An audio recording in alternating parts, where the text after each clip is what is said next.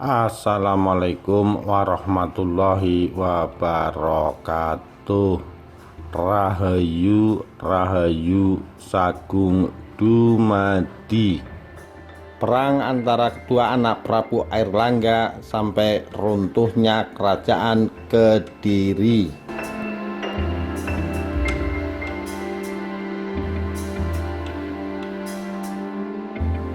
Kerajaan Kediri adalah sebuah kerajaan yang telah ada sekitar abad 10 Masehi yang terletak di Jawa Timur. Di masa silam, kerajaan ini memiliki pusat kota yang bernama Daha, yang letaknya berada di sekitar kota Kediri saat ini. Kerajaan Kediri adalah kerajaan yang bercorak Hindu, yang berdiri sekitar tahun 1045 sampai 1222 Masehi.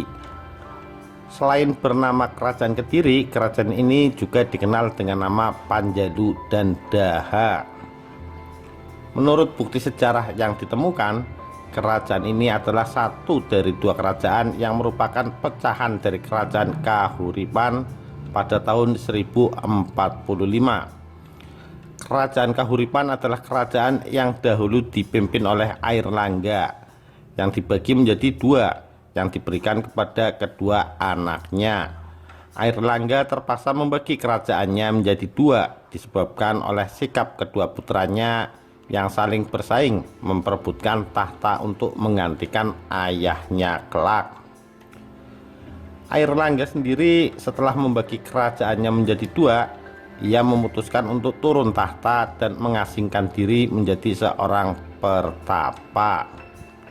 Pembagian kerajaan tersebut dilakukan oleh seorang pemuka agama Hindu atau Brahmana yang terkenal akan kesaktiannya yang bernama Empu Barada.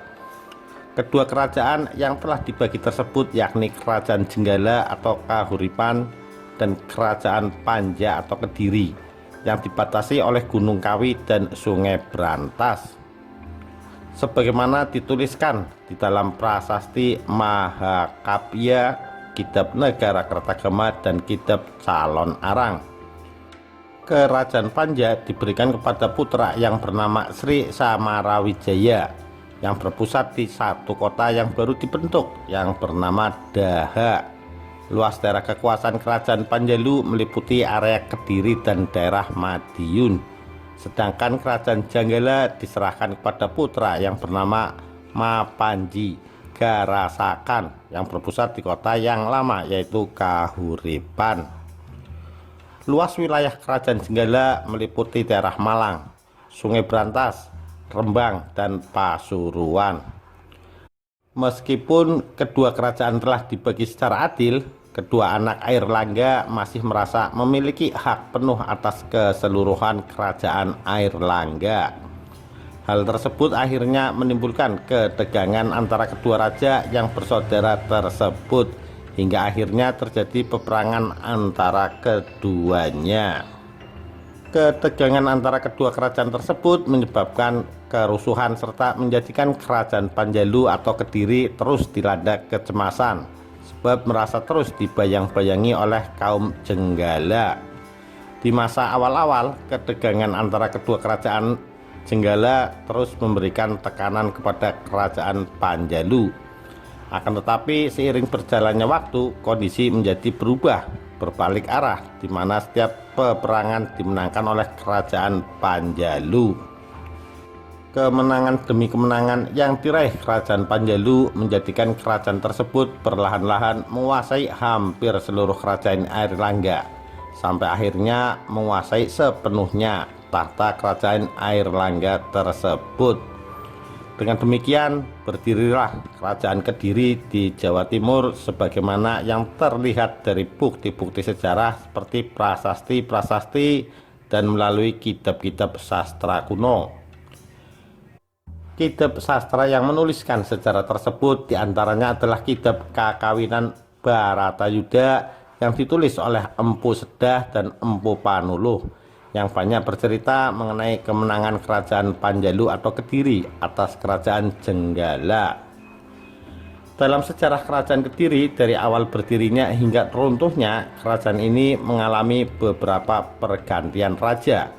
Di antaranya adalah Sri Jayawarsa pada tahun 1104 sampai 1115, Kameswara I tahun 1116 sampai 1135, Sarweswara 1159 sampai 1161, Arya Aswara tahun 1171 sampai 1174, Gandra tahun 1181, Kameswara II tahun 1182 sampai 1185, Kertajaya tahun 1185 sampai 1222. Tak banyak bukti-bukti sejarah yang dapat menggambarkan periode-periode awal berjalannya kerajaan ini. Dari bukti sejarah yang ditemukan, Raja Kameswara pada tahun 1116 sampai 1136 menikahi Dewi Kirana yang merupakan putri kerajaan Jenggala. Pernikahan tersebut akhirnya menyambungkan kembali hubungan antara kedua kerajaan yang pernah bersitegang tersebut. Seiring berjalannya waktu, Kediri perlahan-lahan menjadi kerajaan yang kuat di Jawa Timur.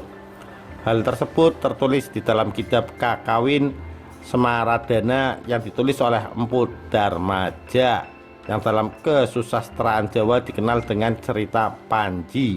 Selain itu, bukti kebesarannya juga tertulis di dalam kitab Kakawin Lubdaka dan Peta Sancaya. Raja Kediri yang paling terkenal adalah Raja Jayabaya yang memimpin Kediri pada tahun 1135 sampai 1159. Konon kabarnya Raja Jayabaya dikenal memiliki kemampuan meramal masa depan.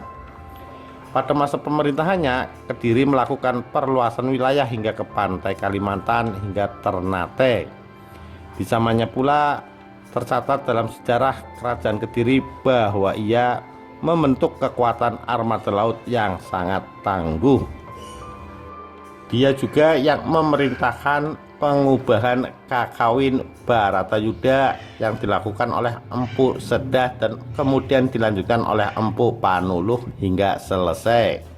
Di dalam catatan sejarah Kerajaan Kediri tercatat bahwa puncak keemasan kerajaan ini tercapai di bawah kepemimpinan Raja Jayabaya.